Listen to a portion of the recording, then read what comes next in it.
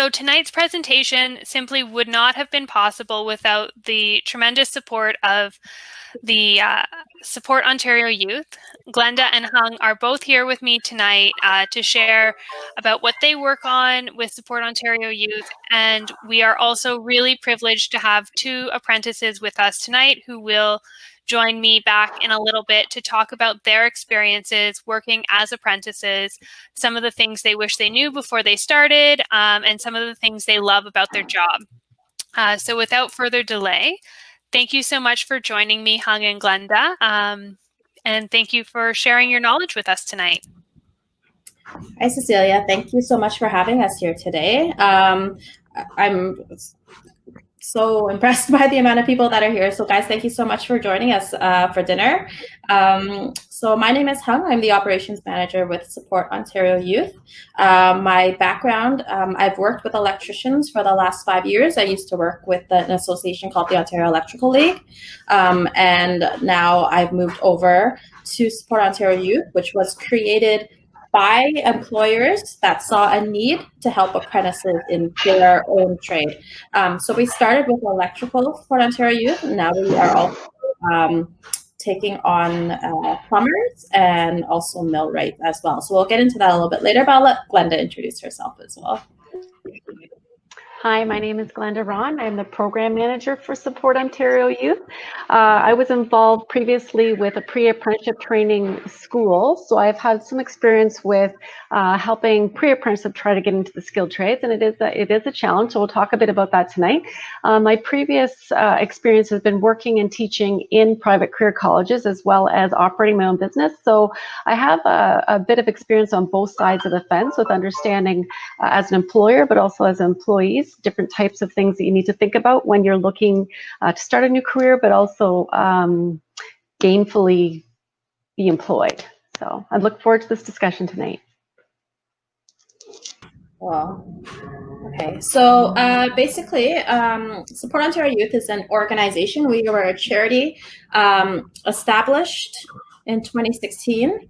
And since then, Glenda and I are basically the feet on the ground for the charity.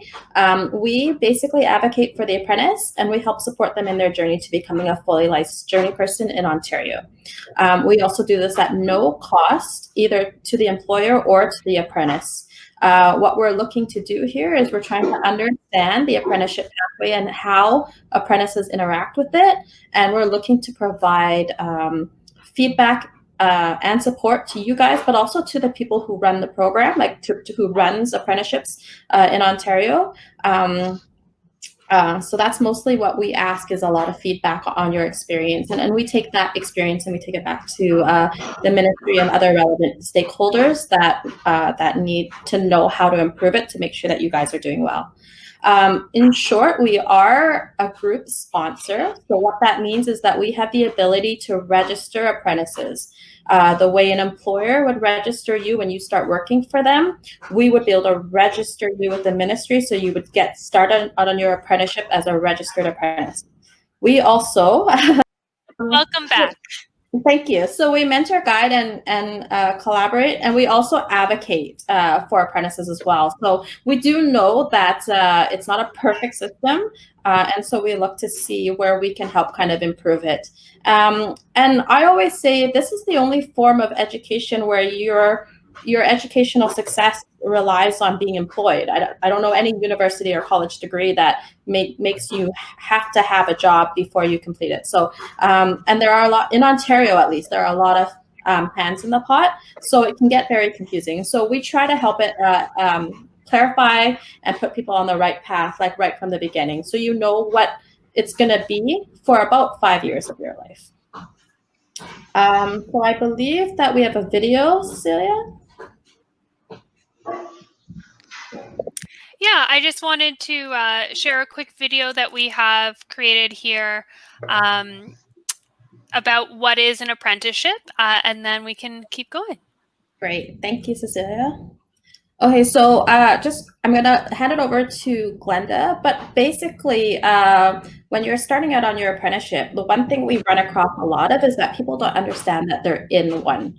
So as an apprentice or someone who's looking to apprentice, please make sure that when you are looking for an apprenticeship, that you have a contract between yourself and the employer as well as the government while you're working.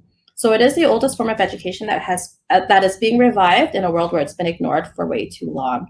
And we are looking to help kind of modernize that by kind of inserting ourselves into the equation and helping kind of understand what the apprentices go through and how to help and figure out how certain supports that we can do to help you guys out. So just remember that an apprenticeship is not an apprenticeship unless you have a contract between yourself, your employer, and the ministry. I'll give it over to Glenda now. Thanks, Hung. Just to add to that video, it was a great video if you're a young person starting into the skilled trades, and I want to sort of touch on it. If you're deciding to get into it as a second career, you're going to deal with some different barriers, so you really need to do your research and think about what kind of trade you want to get into if this is a second career choice for you. It's an opportunity. There is opportunity. It just might take more preparation and a little bit more effort to find an employer who's willing to work with someone who's taken on a second career down the road. So being prepared as an apprentice, it's so important to be informed, like Hung had mentioned. Understand what the apprenticeship pathway is, understand what you're getting into. It can be 2 to 5 years.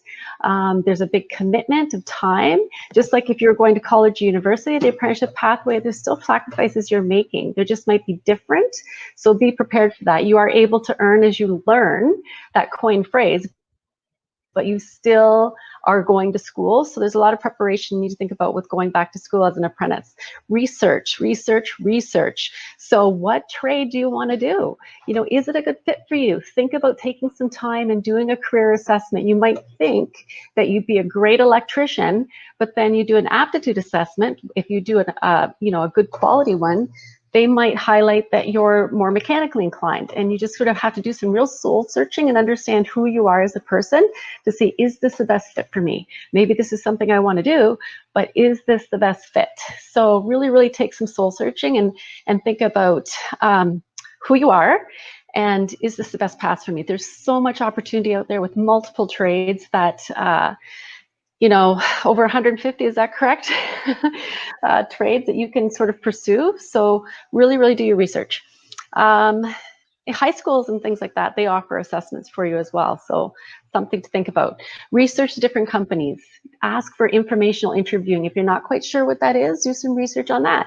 So if you're doing some informational interview with employers, you're asking questions about the company. What is it like to work for you? What's the day in the life of an electrician or a plumber or a hairdresser on the job with your company? Once you get comfortable asking those questions, you'll feel more comfortable in an interview. And that knowledge, that awareness, that information can help you be really confident when you go and seek out that apprenticeship opportunity. Because as Hung mentioned, you need to be hired to get started with your learning.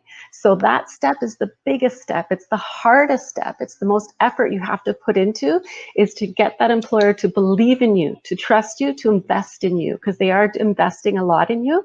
So that takes a lot of time. So do a lot of that research, ask a lot of questions, think about different companies you'd want to work for, and be informed.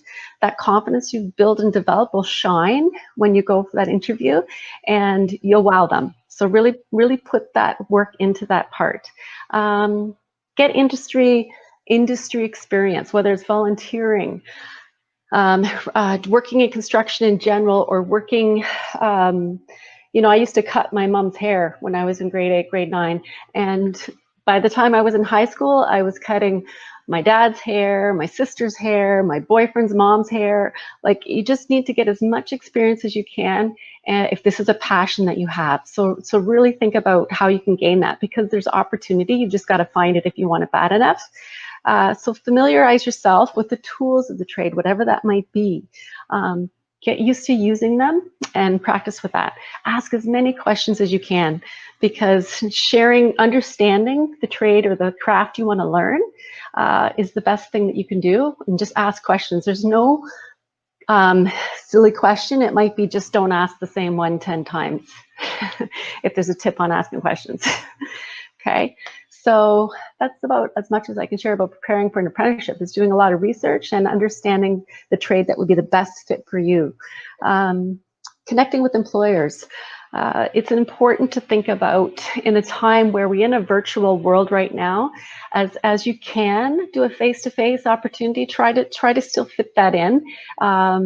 It can be a really important time when they see you face to face. Again, there's a lot of trust when it comes to apprenticeship pathway of learning and working with employers. Building that trust is important. So figuring out how you can get that face time would be important. Creating an elevator pitch. Like, I'm throwing another terminology at you, but you can research this. If you're not sure what an elevator pitch is, how can you speak about yourself for 30 seconds, highlighting who you are, wowing them so that they want to continue listening. So it's important to take the time to create that. That can really help you when you're getting out there and networking with employers. Join associations, organizations, attend meetings, hang out at supply stores where they might be getting their supplies for products or for tools of the trade, and so that you can network with people in the industry of any opportunity you can. That'll show them that you're really interested. Connecting with local businesses, that will give you an opportunity to shadow them for a day, is another thing to think about. I used to tell the pre-apprenticeship students, create a business card. I know you're not in the industry yet, but if you're creating a business card that's saying, your name, maybe phone number or email, and saying, looking to starting apprentice now, and you're just handing them out at a supply store, you're just face-to-face, giving them just a small little business card, doesn't have to be a resume, putting them on their trucks or vehicles, and then they have a way to network with you. You never know, they might need somebody that day. So you want to say that the first time they meet you is not the first time they've heard of you. Okay, so be persistent. Don't give up. If it's a weekly schedule, you've created an Excel sheet that you've networked with all these employers, you've followed up, you're organized with who you're networking with, and you follow up and be persistent, because it will pay off. Okay. Life beyond certification, so much opportunity. Once you have that ticket, the world is your oyster, as they say. So, you could become an instructor or a teacher in the trade, inspector, depending on the path you've gone, an entrepreneur, starting your own business, project manager is another idea. Thinking about getting into Red Seal trades, you're able, you can practice, you can go between provinces with a Red Seal trade. Dual ticketed is another thing to think about. Depending on your trade, you might want to be a millwright and a welder. Those things go hand in hand, and electrician and welder. I'm just talking construction and industrial right now, but there's opportunities to think about expanding your potential for employment if you move on to dual ticketing. There are programs in colleges right now where they're partnering. So once you have a ticket, then it's equivalent of a university degree, so that you could take a master's program in business. So there's so much opportunity beyond the tools. Once you've decided, I want more, I know this craft, I'm an expert, what more can I do with this craft? And there's so much opportunity. So think about this and there's so much potential out there right now. So if there's few tips that I can give you, is because you hear on the news about how much opportunity there is, and they're promoting this again in high schools, which hasn't happened for the last 20 years. So there's a gap, right? Because you're hearing on the news about all this opportunity, but there's still a lot of work you have to do to get in. It's not an easy access trade in the skilled trades, and you want to make sure you do your due diligence, do your research, network, make sure that's a good fit for you, and practice, whether it's your elevator pitch or the tools of the trade, and then you'll be one of the first people they want to consider. Thanks for that opportunity.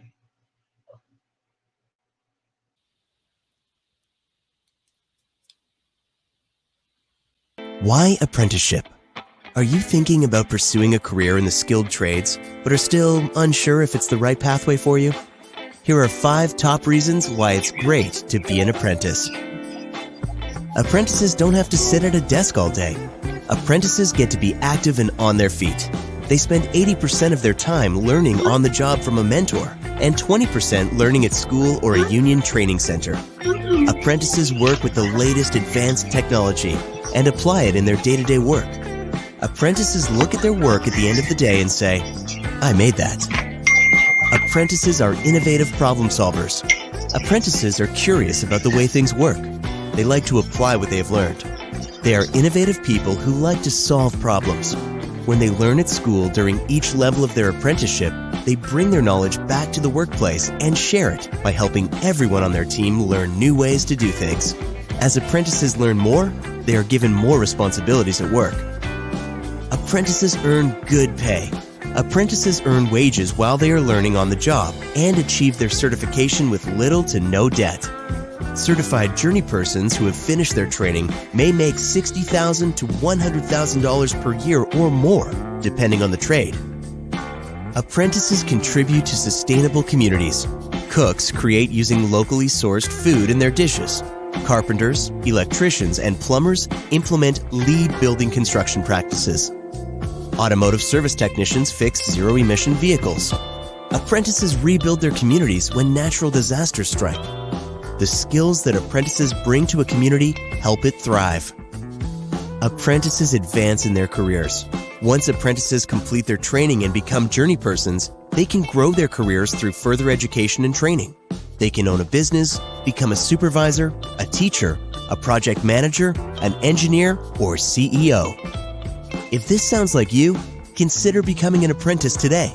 Go to Careers and Trades to find out more. A great career is waiting for you.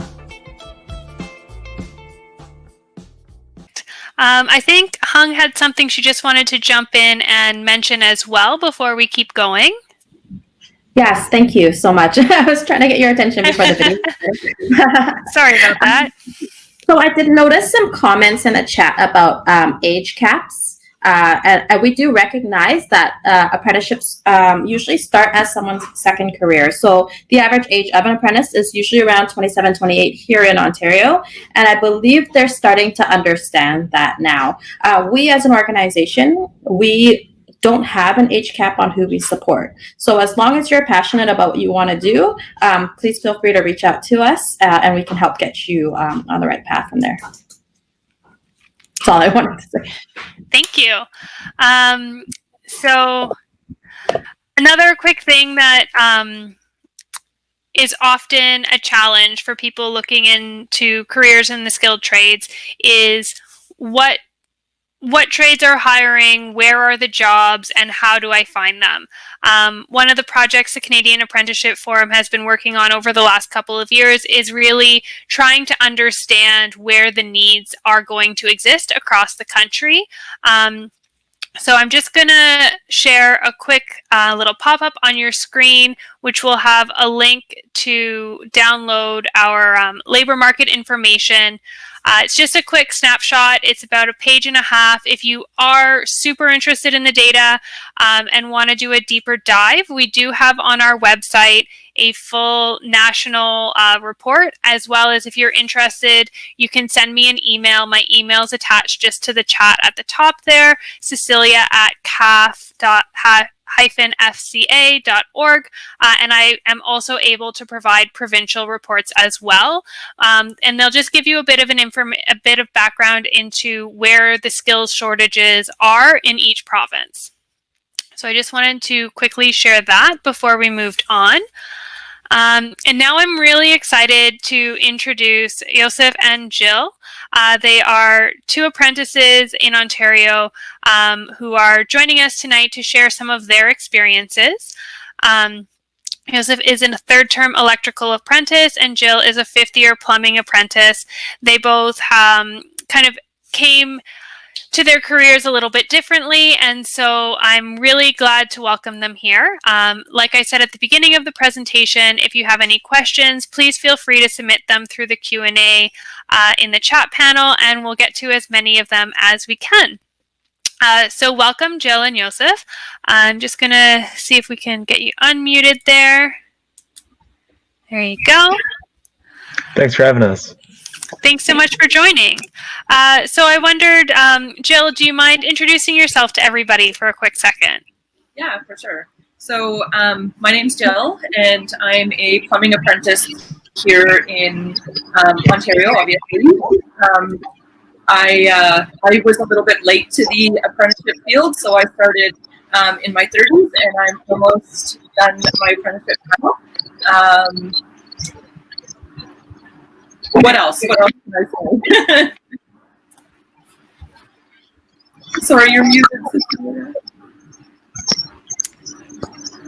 So why did you choose plumbing? Okay. Oh, okay. So when I was contemplating getting into the trades, I think of the trades as plumbing and electrical. And when I think of electrical, I think of being electrocuted, and really not. So I didn't want to have anything to do with it. It was the right choice. I love I love plumbing. I love what I do. I love going to work every day. So yeah, so I started out basically in new construction. So I was helping put up buildings and throw pipe in, that kind of thing. I loved the stability of it because you always start at the same time, you always end at the same time, and that kind of thing. My second term of school, so I finished my second term, I still have the third term to go. I was noticing that a lot of the guys that worked in service had had a broader range of knowledge than I did. And since I'm nearing the end of my apprenticeship, I realized that I needed to make a switch, just so that I could make sure that I have a really good base of the plumbing. So I work in service now. I work for a really great company. They're a family company, so they respect that, that all of the guys that work there, we all have kids. We all have obligations, and they understand that as much as we all love our jobs, that's not the number one focus. So they don't expect us to do that. So some of the things I wish I knew before I started. Just before you move on to that, I'm just going to ask Joseph to introduce himself as well, and then we'll do a little bit more. No problem. Okay. I'm really excited. Thank you. So as mentioned, my name's Joseph. I do electrical right now, just starting the third term. My story is a little bit different than Jill's. I actually started working in an electrical supply store, formerly known as Torbram Electric, now known as City Electric for those in Ontario. And as Glenda was mentioning, one of the big ways to get yourself into the door, for lack of better words, when you lack experience, is to start from the roots, right? I figured if I was to convince someone to take me on as an apprentice who had no practical experience, the least I could do is at least know the equipment, know the tools that they deal with, so that way at least the theory's there and the practical will follow soon. And believe it or not, that's actually how I landed my first ever gig, because they were one of the customers at City Electric locally. That was their go-to supplier. And, part of it is being in the right place at the right time. And at 16, I was a registered apprentice going through the OYAP program, and they took me on. Fantastic. Thank you. If you would explain to us a little bit why you chose electrical.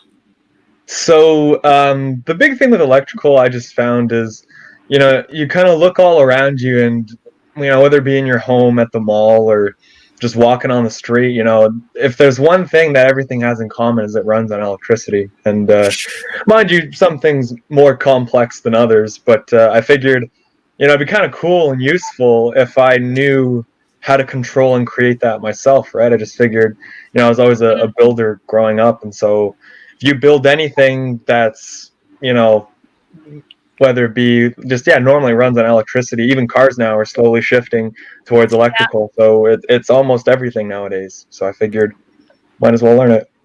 That's awesome. So I wondered, Jill and Joseph, if you guys could think about who were your biggest supports, your biggest fans when you made the decision to join the skilled trades, whether it was family, teachers, employers, who was really your champion? So maybe You Jill, can you go want to first, kick Jill, that yeah. off? So I did a complete career shift. I went from administrative to plumbing, and I'll be honest, everybody was pretty shocked. Um, so they were like, everyone was supportive, but they were just kind of like, "Sure, Jill, okay." And now I'll be honest, my biggest supporter is probably my dad. That's And awesome. That's awesome. yeah, he's amazing. Like, he bought me my first set of power tools. Even to this day, every time, he's talking to people, he's like, "Oh, my daughter's a plumber." So it's really sweet. So yeah, my dad's a big part of it. That's awesome. I'm so glad you have that support in your family. Yeah, for sure. And what about you, Yosef? Believe it or not, the biggest motivator for me was actually one of my best friends. His dad was a general contractor, so he knew a lot about the trades. My family first thought when I told them I was going to be an electrician, they're like, "Yeah, like electrical engineering is such a big field, like we think you'll do so great." And I'm like, "Well, I'll be dealing with them, but I won't necessarily be one." And it took a little convincing, but at the end of the day, like Jill mentioned, they all kind of came around eventually. That's great. So how did you guys find your first job? Did you have to do a pre-apprenticeship program? Did you have to connect through personal connections? Did you have an easy time doing it? What was that like for you, Jill? So I did the pre-apprenticeship training done by, so Glenda knows, because Glenda was at the school when I was there. It's run by Herzig now. So I finished, I believe I finished right around Thanksgiving in 2015. And then I had a job by mid-November. So I'm a pretty tenacious person, and I don't take no for an answer. So when I started looking for jobs, anytime I saw a posting, I called and asked who the owner was, sent my resume in, called and asked did they receive my resume, called back to find out when my interview was. So lots of following up. Yeah, I was the squeaky wheel, right? So and that's how I got my first position. Fantastic. Yeah, for sure. And Yosef, you mentioned in your intro that you started your apprenticeship through your OYAP program at high school?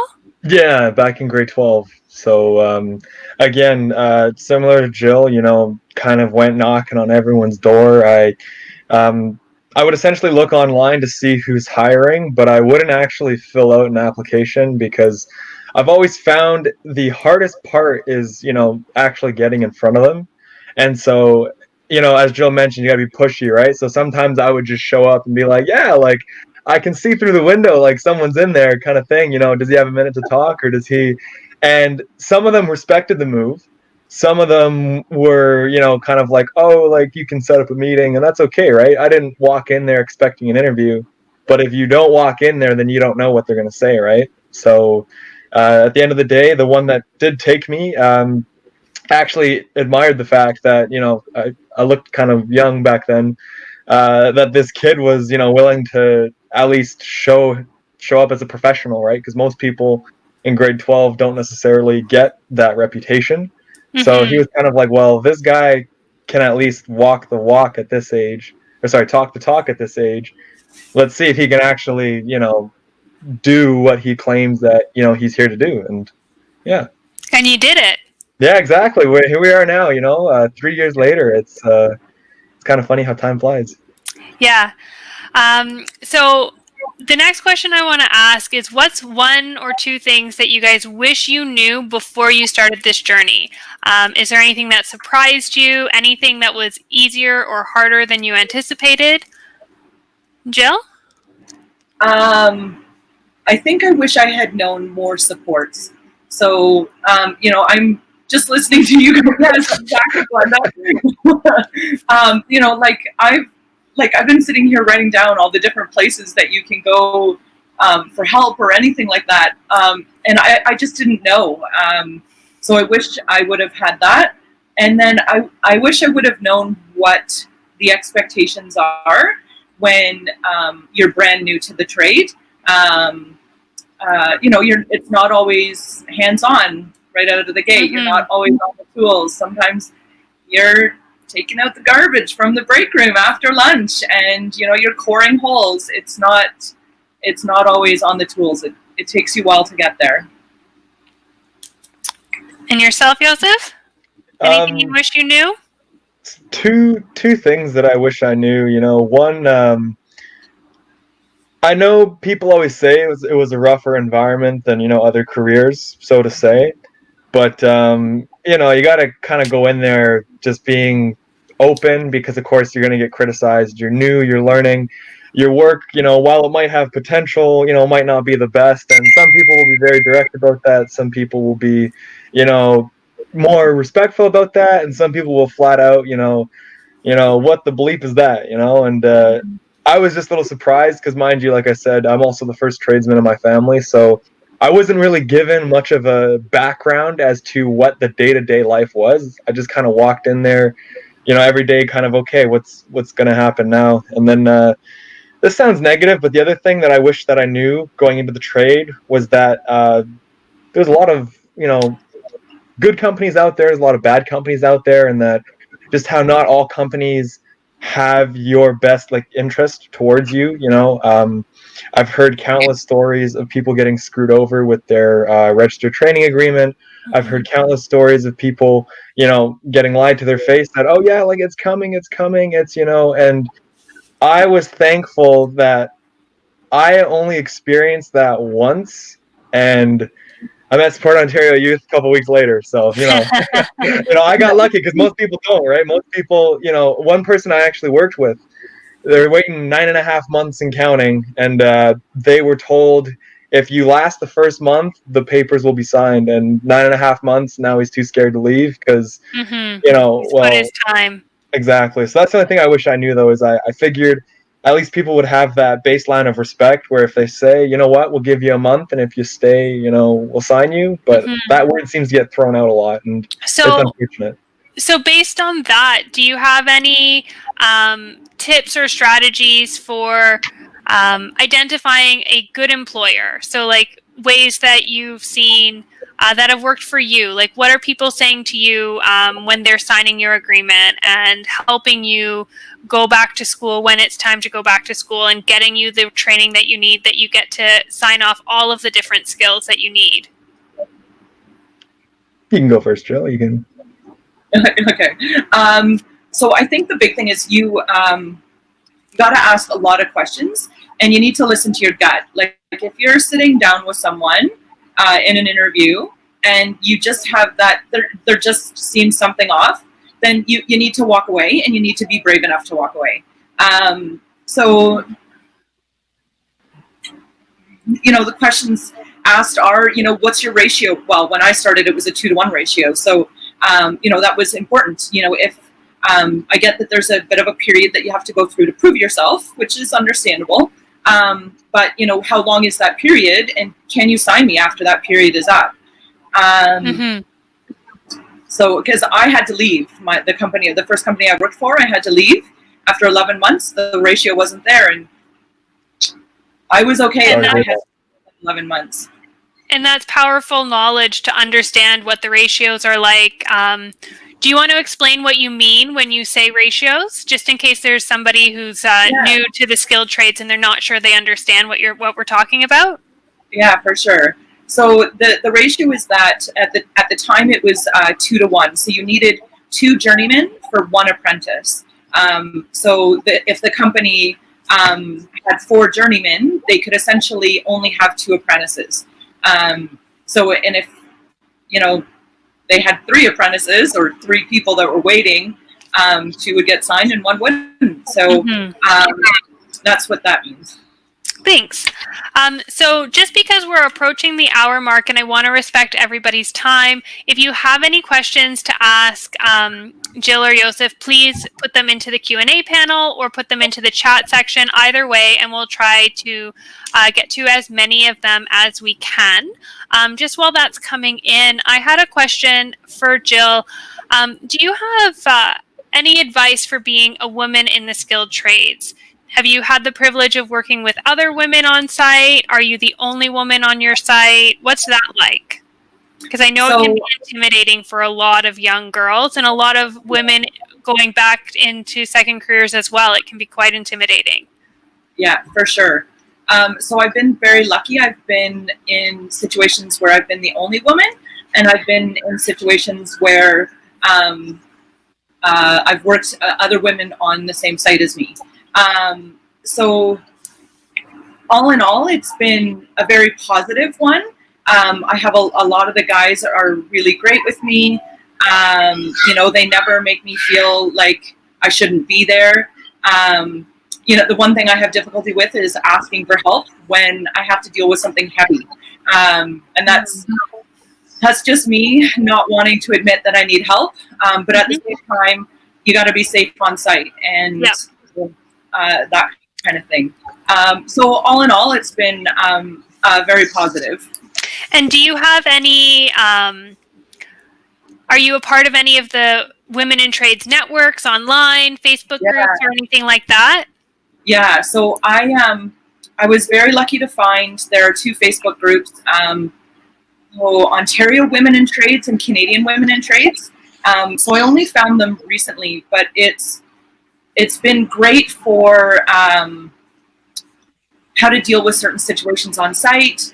It's been great for how to find pants that fit, like all that kind of stuff, right? Because, you know, it sucks wearing men's pants all the time.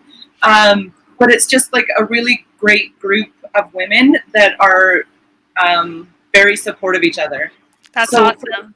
For anyone that's wanting to get in, my only thing is that try to have a little bit of a thick skin, because people will tell you the truth and they don't care.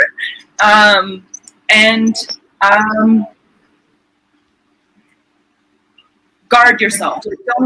Don't put up with BS, but learn to when things can slide, if that makes sense.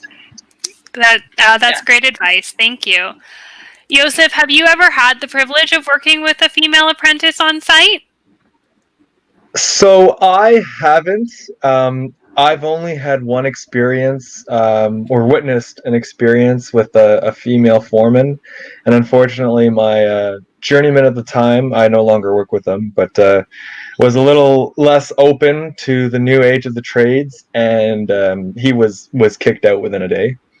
But yeah, so unfortunately, I haven't. But I have heard though that for the most part, the trade is taking that step forward, and at the end of the day, I mean, women are half the population, and if you're qualified, I feel like why would you limit, you know, half of the world's potential? Because for all we know, they're the ones that come up with, you know, the next innovative idea for a field. You know, I mean, it's true, though, right? Well, we have way more innovation if we let everybody be part of the conversation. Well, of course, and just more ideas and more just progression, you know? I mean, at the end of the day, I think we all want to do what's best for everyone, and why would we limit someone when they have potential? Fantastic. All right. I wanted to take a minute and recognize one of the comments in the chat section from Nicholas. He just said, thank you guys a lot. I'm in my mid-20s and I've been struggling with a decision in a career and dreamt of being a mechanic, and now I feel like I can achieve it. So I just wanted to take that moment to thank you guys for sharing your experiences with our audience tonight.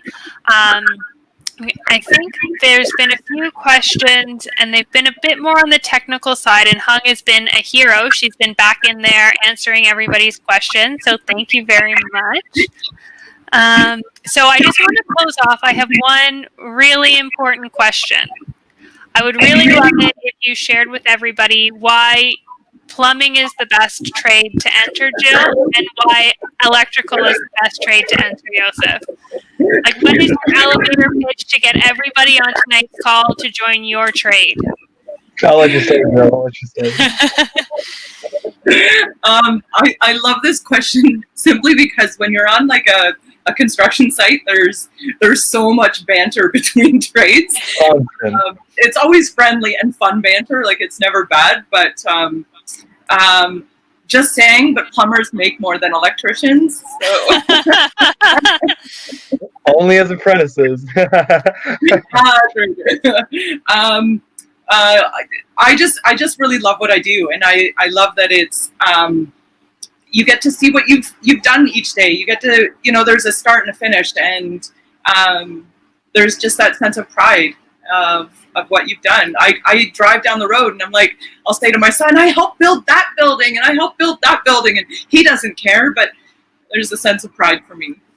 That's awesome. And what about yourself, Joseph, with electrical? The reason why I'd say to join electrical is I find, just as mentioned, the flexibility with where it can take your career, whether it be in residential, commercial, industrial, hell, even coding is electrical now, right? I mean, PLCs is its own thing, instrumentation, you got kind of like hydraulics and pneumatics as well, even with millwrighting. Like, I would consider millwrights like the little brothers to electricians, like there's just so much advancement, and that's the thing. And I'm not saying plumbing doesn't have that, but I find that with electrical, there are so many specific niches that I guarantee you one of them you're good at. I feel like you practiced your elevator pitch. No, all on the spot, but that's just what I took from it, though. That's just what... Well, again, I want to thank you both for being with us tonight.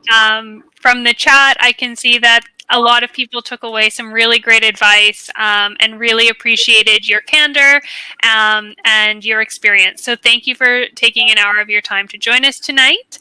And I'm just going to go back to our slides and we'll finish up for the evening.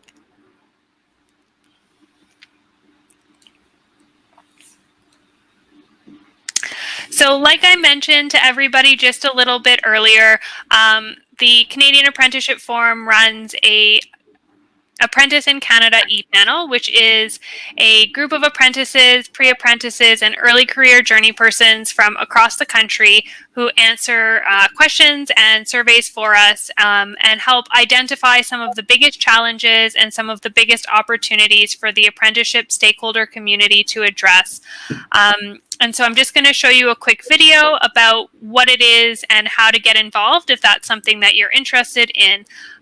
So again, I'll just ask all presenters to mute their mics so that we can have great feedback or no feedback in the video. As an apprentice, you are part of the next generation of skilled tradespeople, and the apprenticeship community is committed to your success. Across Canada, employers, unions, educators, and governments are creating. As an apprentice, you are part of the next generation of skilled tradespeople, and the apprenticeship community is committed to your success. Across Canada, employers, unions, educators, and governments are creating policies, resources, and programs to improve the Canadian apprenticeship landscape. But for this to happen, we need to hear from you. We need to know about the challenges you face, the limitations you experience, the things that are moving you forward, and the issues that may be holding you back. The Canadian Apprenticeship Forum, a national non-profit organization, has developed the Apprentices in Canada e-panel, a new platform designed to collect feedback on your apprenticeship training experiences. By participating in a few brief surveys each year, you can help improve apprenticeship for yourself and for future generations. For every survey you complete, you will be eligible to win cash or other great prizes. Participation is quick and easy, and surveys can be completed in 10 minutes or less. Visit apprenticesIncanada.com and click the Join Now button to complete your first survey. Results are confidential, and no participants are identified.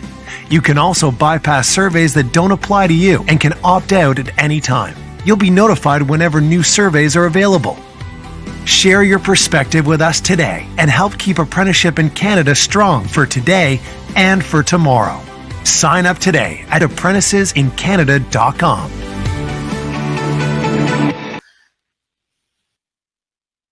So thank you all for joining us tonight. It's been a wonderful way to spend an hour. Thank you so much to Support Ontario Youth, to Glenda, Hung, Jill, and Joseph for joining me tonight. This is not the traditional events that I get to do online, but it's been a lot of fun connecting with you guys, answering some questions. I've loved all of the feedback we got in the chat, so I really appreciate that. And I just wanted to leave this slide up here about how to get in touch with either the Canadian Apprenticeship Forum or Support Ontario Youth. And that's it from me for tonight. If Hung or Glenda need to pop on and say any closing words, you're more than welcome. Otherwise, thank you all so much and enjoy your evening. I just wanted to say thank you, everyone, for the questions as well. I tried to answer as many relevant ones as I could based on my knowledge, but Glenda and I are available via email or phone, and we're pretty quick to get back to you. So if you do have any questions, please feel free to reach out to us on any of those platforms, but phone or email will probably see it best or faster. Yeah. Yeah, and all the best and good luck with your apprenticeship journey. Just remember, have the confidence, be persistent, as Jill and Joseph have said, and do research. You'll be successful. Awesome. Thank you, everybody. Enjoy the rest of your evening. Have a great night.